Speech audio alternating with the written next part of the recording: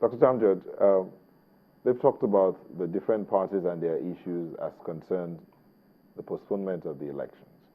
But Professor Jega anchored it basically on security in the Northeast. And he has mentioned again the fact that his biggest concern, I mean, he was on our set and he said his biggest concern is security of the personnel that will be conducting these elections, especially in the Northeast. What do you think should be the position now? First of all, I'm not entirely convinced that the INEC has discharged its responsibilities satisfactorily. You mentioned just a while ago Jega's concern, his worry that a contractor in Abuja has not produced about 500,000 PVCs. We're talking about 7 days to the election. Now, it raises question about the contracting process of within INEC itself. Did they conduct technical audit of the contractors to know their technical capacity to meet some of these logistical challenges? May I come in here? Yes, please. Professor Jega was on a sister program yesterday, yes, and he explained this very clearly. Okay. The Nigerian company has technical partners abroad, yes, in China, yes, and because they saw that they were not going to be able to deliver all the cards at the time that they were supposed to be, they now got leave to get their technical partners to produce some of those cards. Okay. So the contract was not given to an overseas company. It was a Nigerian company with technical partners. Yes, but you see, in the last analysis, Nigerians are not finished. Yes. And he promised that the rest of those cards would be delivered today, okay, Saturday. Okay, which is exactly 7 days to the election. Yes. Now, my concern is that, as I said in my introduction, we've had 4 years to do this. We've had 4 years to do this.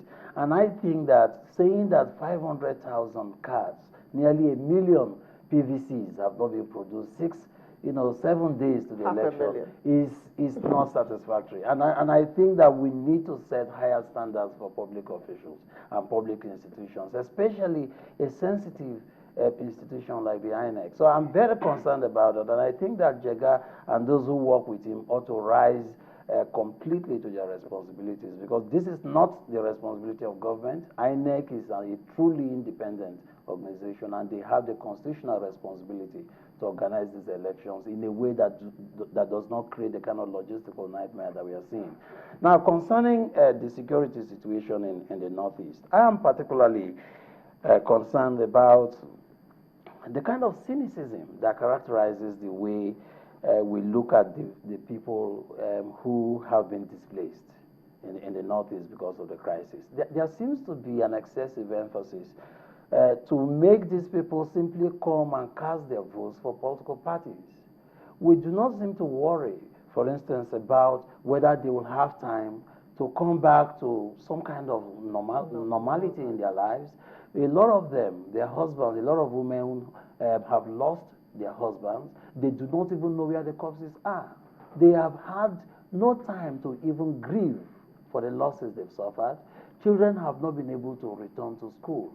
It seems to me extremely cynical and manipulative for our people, our political parties, to be excessively concerned about whether votes will happen in those places or not. My own emphasis will be to put our people first, make sure that all humanitarian support has been given to these people. We do not seem to see that. I've not seen sufficient coverage of that in the media either. We do not want to know, whether those people will vote or not. We want to know whether those people have had time to come back to normalcy. A lot of those territories that we are occupied for over 6 months by Boko Haram have explosive devices lying all over the place. Why are we so obsessed about people? These are militarized zones, war zones. Why are we so obsessed about people simply coming out from their hidings to vote? Why are we not talking about how the children will be stabilized, how schools will be rebuilt, how people will have time to move, have this emotional transition from being refugees to living normal lives? I suggest that elections should not, in fact, be held in places that are still potentially dangerous for children to return to, for women to return to. Let us make sure that that area is safe enough before those people are able to return. And I think that we should place emphasis on whether houses should be built. A lot of them live in the open. some of them outside the country in very sad, despicable circumstances in Niger and Chad, Cameroon, and elsewhere. Why don't we put our efforts to see how these people can safely return to their homes, rather than put excessive emphasis on whether they will vote for the PDP or whether they will vote for the APC? So I think that there's a certain kind of cynicism in the way. So your concern is not necessarily about those conducting the elections in these places, but about the people who are supposed to be voting. Oh yes, because elections ultimately are about people, and I think that if these people are displaced, these people have not had time to mourn, they've not had time to reconstitute their lives, they've not been able to return to any kind of stability. You can't possibly organize elections there. Let me give an example. In Afghanistan, for instance, Americans simply didn't organize elections controlled by the Taliban, and yet the elections were considered valid. In Ukraine, the whole of the eastern Ukraine were no-go areas during the war, and they have not organized elections in those places. And the elections they held in the rest of Ukraine were considered valid. Nobody is talking about Russian elections in war zones. I consider those areas are still very dangerous places. They need to demine them. They need to make sure they demilitarize the zones. They need to make sure that they provide extensive humanitarian support to children, women, and the elderly. Our own emphasis is not on these things. We seem to be obsessed about people simply coming to vote, and I suspect that our attitude to our people demonstrates once again the kind of limited understanding of democracy that we have here. We seem to have restricted our definition of democracy to simply being people coming around every 4 years to vote. Being responsible to the livelihood of our own people is in fact one of the tenets of democracy. And so when these people are displaced, thousands, millions of them potentially are lost in all kinds of... We need to put the emphasis, not on them rushing to militarized zones to vote, but to make sure that we give as much compassionate and humanitarian support as we can. Doctor, in discussing the issue of internally displaced persons in Nigeria, it was felt by a lot of Nigerians that even though they are displaced, they still have a right to determine who rules them in this country. Yes, but if I have just lost my wife to violence, if I have just lost my home, if I've just lost my child in very sad and unfortunate circumstances, in the hierarchy of my own priorities, voting wouldn't be the issue. I would like to have time to mourn.